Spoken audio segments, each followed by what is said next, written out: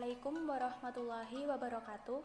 Di sini kami dari kelompok 1 yang beranggotakan saya Niswatul Aimah dan kedua teman saya Irma Aulia dan Sofia Rahmawati akan mempresentasikan beberapa hal terkait materi bahasa Indonesia. Di sini ada 4 hal yang akan kami presentasikan. Yang pertama ada jenis huruf dan aturan pemenggalan. Yang kedua ada pemakaian huruf kapital. Yang ketiga ada pemakaian huruf miring. Dan yang keempat atau yang terakhir partikel pun, lah, dan per. Yang pertama kita akan membahas tentang jenis huruf terlebih dahulu. Pengertian jenis huruf di sini adalah macam-macam huruf yang digunakan dalam menulis suatu karangan sesuai dengan PUEB atau Pedoman Umum Ejaan Bahasa Indonesia. Jenis huruf di sini ada 8. Yang pertama ada huruf abjad, yang kedua ada huruf vokal, yang ketiga huruf konsonan, yang keempat ada huruf diftong, yang kelima ada gabungan huruf konsonan, yang keenam ada huruf kapital, yang ketujuh ada huruf miring, dan yang terakhir atau yang kedelapan adalah huruf tebal. Mari kita bahas dari jenis huruf yang pertama, yaitu huruf abjad. Abjad yang dipakai dalam ejaan bahasa Indonesia terdiri atas 26 huruf, yaitu A, B, C, D, E, F, G, H, I, J, K, L, M, N, O, P, Q, R, S, T, U, V, W, X, Y, dan Z. Yang kedua, ada huruf vokal. Huruf yang melambangkan vokal dalam bahasa Indonesia terdiri atas 5 huruf, yaitu A, I, U, E, dan O. Beberapa diakritik dapat digunakan jika ejaan tersebut menimbulkan keraguan. Antara lain, yang pertama, diakritik E dilafalkan E. Misalnya, anak-anak bermain di teras. Kedelai merupakan bahan pokok kecap. Yang kedua, diakritik E dilafalkan E. Misalnya, kami menonton film seri. Pertahanan militer Indonesia cukup kuat.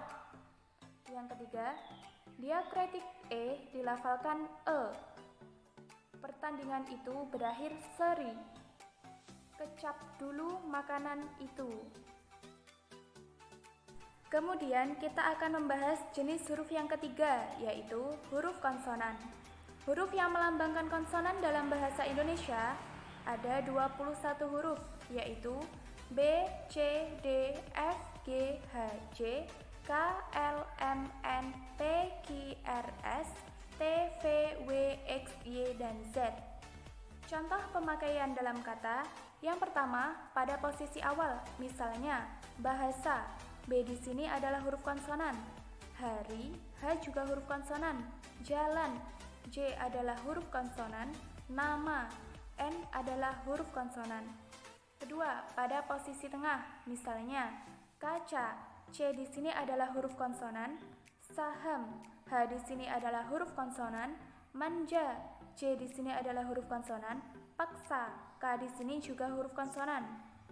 Kemudian yang ketiga, bila berada pada posisi akhir, misalnya politik, K di sini adalah huruf konsonan. Akal, L di sini adalah huruf konsonan. Diam, M di sini adalah huruf konsonan. Daun, N di sini juga merupakan huruf konsonan. Jenis huruf keempat yang akan kita bahas yaitu huruf diftong. Ada 4 huruf diftong yang dilambangkan dengan gabungan huruf vokal, yaitu I, Au, E, dan Oi.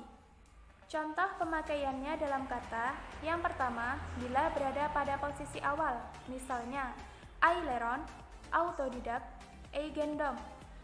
Bisa dilihat, I, Au, dan E di situ berada pada posisi awal.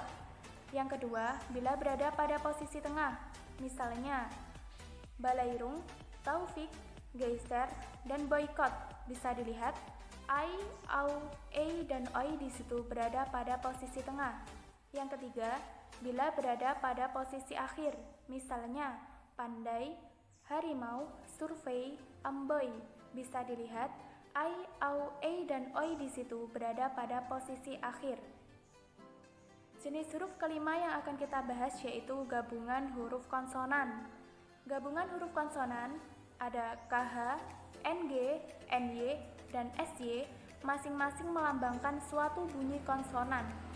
Contohnya dalam pemakaian, yang pertama, bila berada pada posisi awal, misalnya khusus, ngarai, nyata, syarat. Bisa dilihat KH, NG, NY, dan SY di situ berada pada posisi awal. Yang kedua, jika berada pada posisi tengah, misalnya akhir, bangun, banyak, musyawarah, di situ bisa dilihat KH, NG, NY, dan SY ada berada pada posisi tengah. Yang terakhir, bila berada pada posisi akhir, misalnya tarikh, senang, arash, KH, NG, dan SY di situ berada pada posisi akhir. Jenis huruf keenam yang akan kita bahas adalah huruf kapital. Tapi di sini saya hanya akan menjelaskan gambaran umumnya. Untuk lebih detailnya akan dijelaskan oleh teman saya. Huruf kapital adalah huruf yang berukuran dan berbentuk khusus atau lebih besar dari huruf biasa. Biasanya digunakan sebagai huruf pertama dari kata pertama dalam kalimat, huruf pertama nama diri, dan sebagainya. Contoh yang pertama, dia membaca buku. Dia di sini adalah kata yang berada di awal kalimat. D-nya harus ditulis kapital. Yang kedua, kita harus bekerja keras. K di sini juga harus ditulis kapital. Yang ketiga, Sultan Hasanuddin. S dan H-nya harus ditulis kapital karena menunjukkan nama orang. Yang keempat, Wakil Presiden Adam Malik.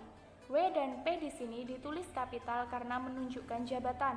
Adam Malik. A dan M-nya ditulis kapital karena menunjukkan nama orang. Kemudian, jenis huruf ketujuh yang akan kita bahas yaitu huruf miring. Sama seperti sebelumnya, saya hanya akan menjelaskan gambaran umumnya. Untuk lebih detailnya akan dijelaskan oleh teman saya, Irma Aulia. Huruf miring adalah huruf yang tercetak miring dalam terminologi tipografi disebut italik. Selain digunakan untuk memberikan penekanan pada sebuah kata, huruf ini juga dipakai untuk menunjukkan kata atau istilah dari bahasa asing. Contoh, yang pertama, ungkapan Bhinneka Tunggal Ika menjadi semboyan negara Indonesia. Di sini, Bhinneka Tunggal Ika-nya dicetak miring. Yang kedua, berita itu muncul dari surat kabar Cakrawala. Nama surat kabar di sini juga dicetak miring. Kemudian, jenis huruf yang ke-8 atau yang terakhir yaitu huruf tebal. Huruf tebal adalah huruf yang dicetak tebal atau berat. Contoh yang pertama, Ramadan. Huruf DH tidak terdapat dalam ejaan bahasa Indonesia sehingga dicetak tebal. Yang kedua, menegaskan bagian-bagian karangan seperti judul buku, bab, atau subbab. Selanjutnya, kita akan membahas tentang aturan pemenggalan. Untuk aturannya sendiri terbagi menjadi 5. Yang pertama, pemenggalan kata pada kata dasar. Yang kedua, pemenggalan kata turunan. Yang ketiga, pemenggalan kata yang terdiri atas 2 unsur atau lebih, dan salah satu unsurnya itu dapat bergabung dengan unsur lain. Yang keempat, nama orang yang terdiri atas 2 unsur atau lebih. Dan yang kelima atau yang terakhir, singkatan nama diri dan gelar yang terdiri atas 2 huruf atau lebih. Mari kita bahas dari aturan yang pertama, yaitu pemenggalan kata pada kata dasar. Di sini juga terbagi menjadi 5. Yang pertama, jika di tengah kata terdapat huruf vokal yang berurutan, pemenggalannya dilakukan di antara kedua huruf vokal itu. Contoh, buah, main, niat, saat. Yang kedua, huruf diftong ai, au, e, dan oi tidak dipenggal. Contoh, pandai, aula, saudara, survei, amboy. Yang ketiga, jika di tengah kata dasar terdapat huruf konsonan, termasuk gabungan huruf konsonan di antara 2 huruf vokal, pemenggalannya dilakukan sebelum huruf konsonan itu. Contoh, bapak, lawan, dengan, kenyang. Yang keempat, jika di tengah kata terdapat huruf konsonan yang berurutan, pemenggalannya dilakukan di antara 2 huruf konsonan tersebut. Contoh, April, cap akhlak, makhluk, mandi. Dan yang kelima atau yang terakhir, jika di tengah kata terdapat 3 huruf konsonan atau lebih yang masing-masing melambangkan suatu bunyi, pemenggalannya dilakukan di antara huruf konsonan yang pertama dan yang kedua. Contoh, ultra, infra, bentrok, instrumen. Aturan yang kedua yaitu pemenggalan kata turunan. Sedapat-dapatnya dilakukan di antara bentuk dasar dan unsur pembentuknya. Contoh, berjalan, membantu, terbawa, makan, kekuatan. Aturan ketiga, jika sebuah kata terdiri atas 2 unsur atau lebih, dan salah satu unsurnya itu dapat bergabung dengan unsur lain, maka pemenggalannya dilakukan di antara unsur-unsur itu. Tiap unsur gabungan itu dipenggal seperti pada kata dasar. Contohnya, kata biografi jika dipenggal biografi. Kata biodata jika dipenggal biodata. Kata fotografi jika dipenggal fotografi. Kata fotokopi jika dipenggal fotokopi. Kata introspeksi jika dipenggal introspeksi. Kata kilogram jika dipenggal kilogram. Kata kilometer jika dipenggal kilometer.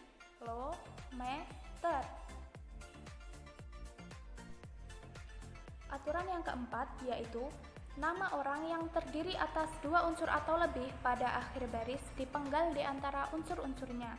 Contoh yang pertama, lagu Indonesia Raya digubah oleh W.R. Supratman.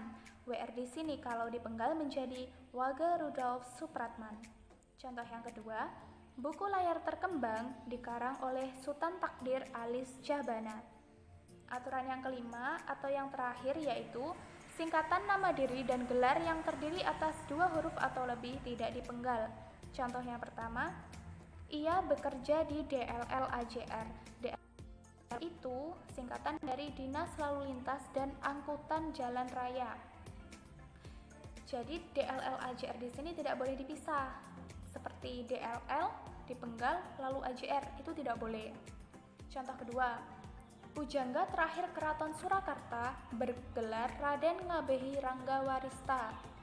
Di sini RNG-nya itu tidak boleh dipisah. Jadi R dipenggal, NG itu juga tidak boleh. Perkenalkan, nama saya Irma Aulia. Saya akan melanjutkan penjelasan dari Niswa mengenai pemakaian huruf kapital. Pemakaian huruf kapital ada 13. Yang pertama, huruf kapital dipakai sebagai huruf pertama awal kalimat. Misalnya, apa kabar? Huruf A pada kata apa menggunakan huruf kapital. Contoh yang kedua, membaca novel ini akan selesai dalam 2 jam. Huruf M pada kata membaca itu menggunakan huruf kapital. Pemakaian huruf kapital yang kedua yaitu dipakai sebagai huruf pertama unsur nama orang dan juga julukan. Misalnya, Cindy Lestari. Huruf S pada kata Cindy menggunakan huruf kapital. Contoh yang kedua, Jenderal Kancil. Huruf J pada kata jenderal menggunakan huruf kapital. Begitu pula dengan huruf K pada kata kancil. Di sini yang perlu diperhatikan yaitu huruf kapital tidak digunakan sebagai huruf pertama nama orang yang berupa nama jenis atau satuan ukuran. Misalnya, mesin diesel. Huruf D pada kata diesel menggunakan huruf kecil atau tidak menggunakan huruf kapital. Contoh yang kedua, 5 ampere. huruf A pada kata ampere itu tidak menggunakan huruf kapital. Huruf kapital tidak digunakan untuk menuliskan huruf pertama kata yang bermakna anak dari, misalnya Abdul Rahman bin Zaid. Huruf A pada kata Abdul, huruf R pada kata Rahman, dan juga huruf Z pada kata Zaid itu menggunakan huruf kapital, sedangkan huruf B pada kata bin itu tidak menggunakan huruf kapital. Contoh yang kedua, mutiara dari selatan. Huruf M pada kata mutiara itu menggunakan huruf kapital. Huruf D pada kata dari tidak menggunakan huruf kapital. Sedangkan huruf S pada kata selatan menggunakan huruf kapital. Pemakaian huruf kapital yang ketiga yaitu dipakai pada awal kalimat dalam petikan langsung. Misalnya, kakak bertanya, tanda petik atau kutip, kapan kita sampai? Huruf K pada kata kapan itu menggunakan huruf kapital. Contoh yang kedua, dalam tanda petik, anak itu berhasil meraih medali emas. Katanya, huruf A pada kata anak itu menggunakan huruf kapital. Selanjutnya, pemakaian huruf kapital yang keempat, yaitu dipakai sebagai huruf pertama setiap nama agama, kitab suci, dan Tuhan, serta sebutan dan kata ganti Tuhan. Misalnya,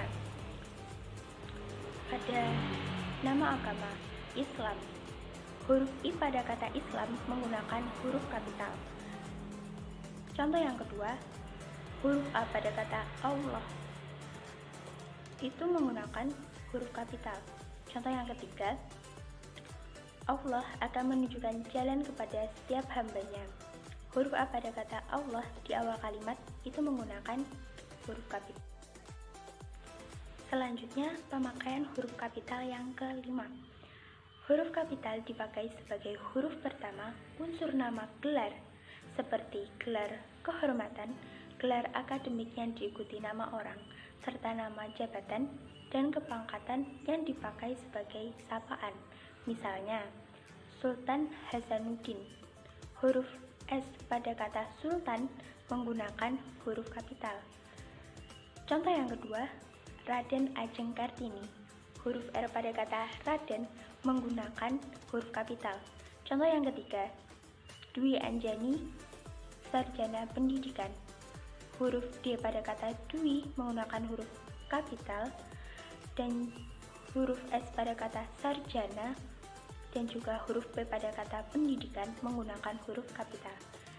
Contoh yang keempat, selamat datang yang mulia.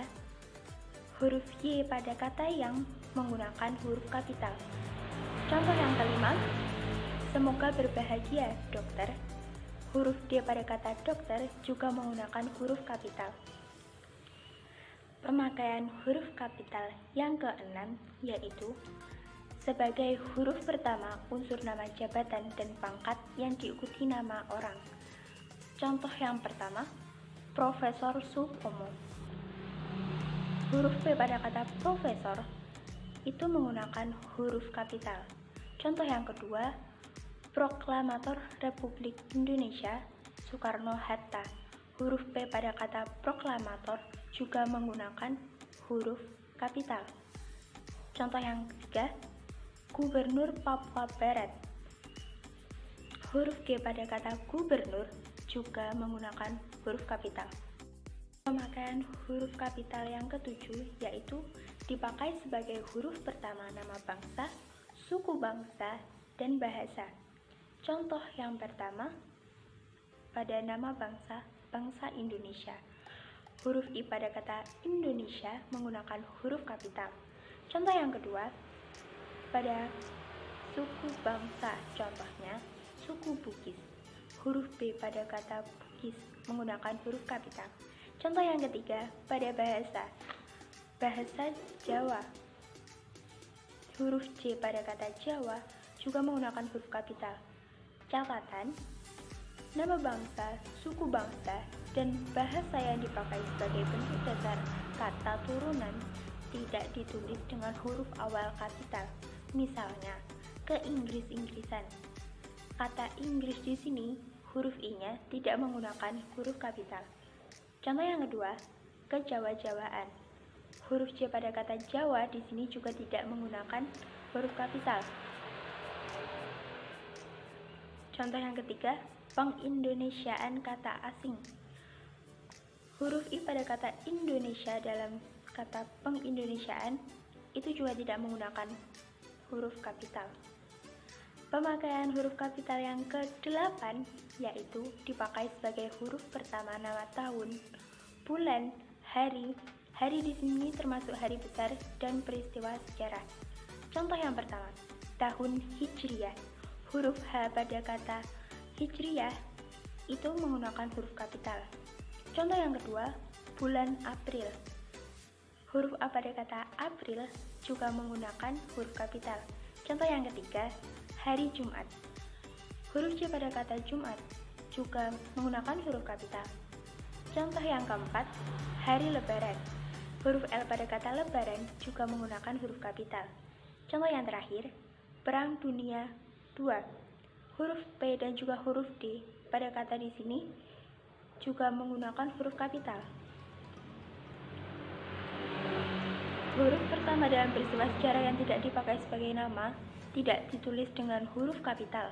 Misalnya, Soekarno dan Hatta memproklamasikan kemerdekaan bangsa Indonesia. Proklamasi di sini P-nya tidak menggunakan huruf kapital. Selanjutnya, pemakaian huruf kapital yang ke-9 dipakai sebagai huruf pertama nama geografi. Misalnya, Jakarta. Huruf J pada kata Jakarta itu menggunakan huruf kapital. Contoh yang kedua, dataran tinggi Dieng.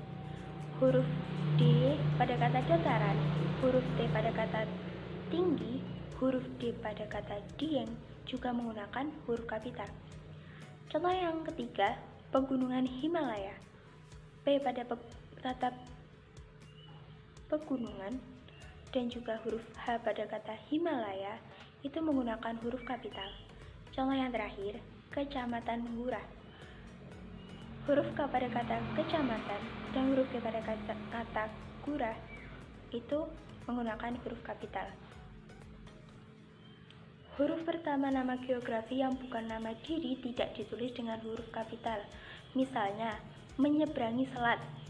Huruf S pada kata selat di sini tidak menggunakan huruf kapital. Selanjutnya, huruf pertama pada nama diri geografi yang dipakai sebagai nama jenis tidak ditulis dengan huruf kapital. Misalnya, jeruk Bali dan kacang Bogor. Huruf B pada kata Bali dan huruf B pada kata Bogor itu tidak menggunakan huruf kapital. Pemakaian huruf kapital yang ke-10 yaitu dipakai sebagai huruf pertama semua kata dalam nama negara, lembaga, badan, organisasi, atau dokumen, kecuali kata tugas, misalnya Republik Indonesia. Huruf R pada kata Republik dan juga huruf I pada kata Indonesia itu menggunakan huruf kapital. Contoh yang kedua, Perserikatan Bangsa-Bangsa. Huruf B pada kata perserikatan dan huruf B pada kata bangsa-bangsa itu menggunakan huruf kapital. Contoh yang ketiga, Kitab Undang-Undang Hukum Pidana. Huruf K pada kata kitab, huruf U pada kata undang-undang, dan huruf H pada kata hukum, serta huruf P pada kata pidana itu menggunakan huruf kapital. Selanjutnya, pemakaian huruf kapital yang ke-11 yaitu dipakai sebagai huruf pertama setiap kata di dalam judul buku, karangan, dan yang lainnya, kecuali kata tugas. Misalnya, saya telah membaca buku Negeri 5 Menara. Huruf N pada kata negeri dan juga huruf M pada kata menara itu menggunakan huruf kapital. Contoh yang kedua, tulisan itu dimuat dalam majalah bahasa dan sastra. Huruf B pada kata bahasa dan huruf S pada kata sastra itu juga menggunakan huruf kapital. Selanjutnya, pemakaian huruf kapital dipakai sebagai huruf pertama unsur singkatan gelar, pangkat, atau sapaan. Misalnya, SS, Sarjana Sastra. Huruf S ini menggunakan huruf kapital. Penulisannya yaitu S titik S. Contoh yang kedua, DG titik yang dibaca daeng. Huruf D pada kata DG daeng ini pada gelar ini menggunakan huruf kapital. Contoh yang ketiga, DR atau dokter. Huruf D pada gelar ini menggunakan huruf kapital.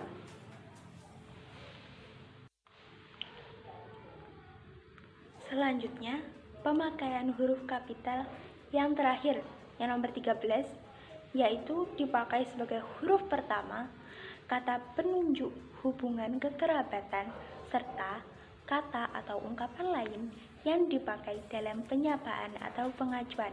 Misalnya, Rista bertanya, tanda kutip, itu apa ya? Huruf Y pada kata ya itu menggunakan huruf kapital. Contoh yang kedua, surat saudara telah kami terima dengan baik. Huruf S pada kata saudara menggunakan huruf kapital. Contoh yang ketiga, hai kutu buku, sedang membaca apa? Huruf K pada kata kutu dan juga huruf B pada kata buku itu menggunakan huruf kapital. Istilah kekerabatan di sini yang bukan merupakan penyapaan atau pengajuan itu misalnya kita harus menghormati bapak dan ibu kita. Huruf B pada kata bapak dan huruf I pada kata ibu itu tidak menggunakan huruf kapital. Karena itu termasuk pada pengacuan. Terus contoh yang kedua, semua kakak dan adik saya sudah berkeluarga. Huruf K pada kata kakak dan huruf A pada kata adik itu juga tidak menggunakan huruf kapital. Di sini kata ganti Anda ditulis dengan huruf awal kapital. Misalnya, sudahkah Anda tahu? Huruf A pada kata Anda di sini menggunakan huruf kapital. Contoh yang kedua, siapa nama Anda? Huruf A pada kata Anda itu juga menggunakan huruf kapital. Pemakaian huruf miring. Yang pertama, huruf miring digunakan untuk menuliskan judul buku, nama majalah, nama surat kabar yang dikutip dalam tulisan, termasuk dalam daftar pustaka. Yang kedua, huruf miring digunakan untuk menegaskan atau mengkhususkan huruf, bagian kata, atau kelompok kata dalam kalimat. Yang ketiga, huruf miring digunakan untuk menuliskan kata atau ungkapan dalam bahasa daerah atau bahasa asing. Yang pertama, huruf miring yang dipakai untuk menuliskan judul buku, nama majalah, atau nama surat kabar yang dikutip dalam tulisan, termasuk dalam daftar pustaka. Misalnya 1. Saya sudah membaca buku Salah Asuhan karangan Abdul Muiz. Pada bagian judul buku harus dituliskan dengan menggunakan huruf miring. Yang kedua, majalah Pujangga Baru menggelorakan semangat kebangsaan. Pada bagian nama majalah, di situ harus dituliskan dengan menggunakan huruf miring. Yang ketiga, berita itu muncul dalam surat kabar Cakrawala. Pada bagian nama surat kabar, di situ harus dituliskan dengan menggunakan huruf miring. 4. Pusat Bahasa 2011 Kamus Besar Bahasa Indonesia Pusat Bahasa edisi keempat cetakan kedua Jakarta Gramedia Pustaka Utama. Pada bagian judul buku di situ harus dituliskan dengan menggunakan huruf miring. Contoh lain, 1. Saya belum pernah membaca buku Negara Kertagama. Di situ pada bagian judul buku harus dituliskan dengan menggunakan huruf miring. Yang kedua, majalah Horizon memang bagus untuk dibaca. Pada bagian nama majalah, di situ juga harus dituliskan dengan menggunakan huruf miring. Yang ketiga, berita ini muncul dalam surat kabar Suara Merdeka. Pada nama surat kabar, di situ juga harus dituliskan dengan menggunakan huruf miring. Yang keempat, dikutip dari Kompas 2 Juli 2007. Pada bagian nama surat kabar, di situ juga harus dituliskan dengan menggunakan huruf miring. 5. Buku Negara Kertagama adalah karangan Prapanca. Pada bagian judul buku, di situ juga harus dituliskan dengan menggunakan huruf miring. Yang kedua, huruf miring dipakai untuk menegaskan atau mengkhususkan huruf, bagian kata, atau kelompok kata dalam kalimat.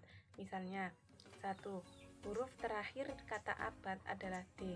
Di situ kata abad dan huruf D dituliskan dengan menggunakan huruf miring. Yang kedua, dia tidak diantar, tetapi mengantar. Pada bagian kata diantar dan mengantar, di situ harus dituliskan dengan menggunakan huruf miring. Yang ketiga, dalam bab ini tidak dibahas pemakaian tanda baca. Pada bagian kata tidak, di situ harus dituliskan dengan menggunakan huruf miring. Yang keempat, buatlah kalimat dengan menggunakan ungkapan lepas tangan. Pada bagian kata lepas tangan, di situ harus dituliskan dengan menggunakan huruf miring. Contoh lain, 1. Huruf awal kata abad adalah A. Pada bagian kata abad dan huruf A harus dituliskan dengan menggunakan huruf miring. Yang kedua, dia bukan menipu, melainkan ditipu. Pada bagian kata menipu dan ditipu, di situ harus dituliskan dengan menggunakan huruf miring. Yang ketiga, yang dimaksud dengan hak milik dalam ketentuan ini adalah titik. Pada bagian kata hak milik, di situ harus dituliskan dengan menggunakan huruf miring.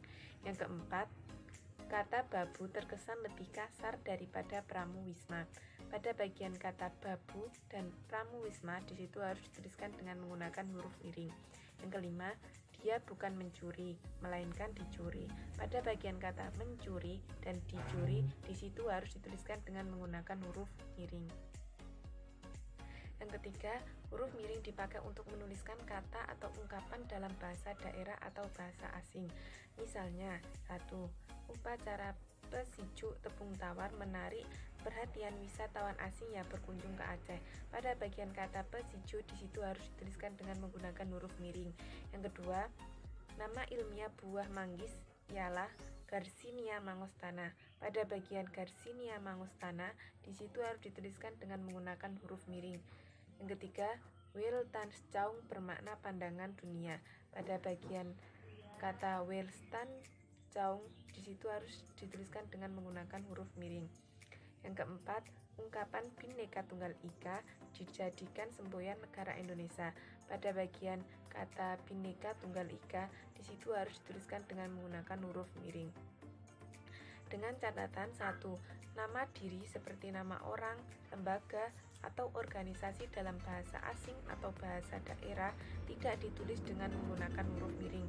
Yang kedua, dalam naskah tulisan tangan atau mesin tik, bukan komputer, bagian yang akan dicetak miring ditandai dengan garis bawah.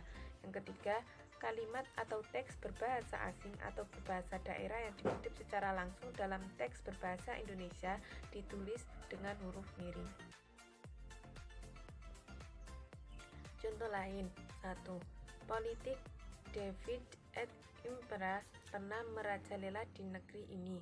Pada bagian kata David et Impera, di situ harus dituliskan dengan menggunakan huruf miring. Yang kedua, Weltanschauung dipadankan dengan pandangan dunia.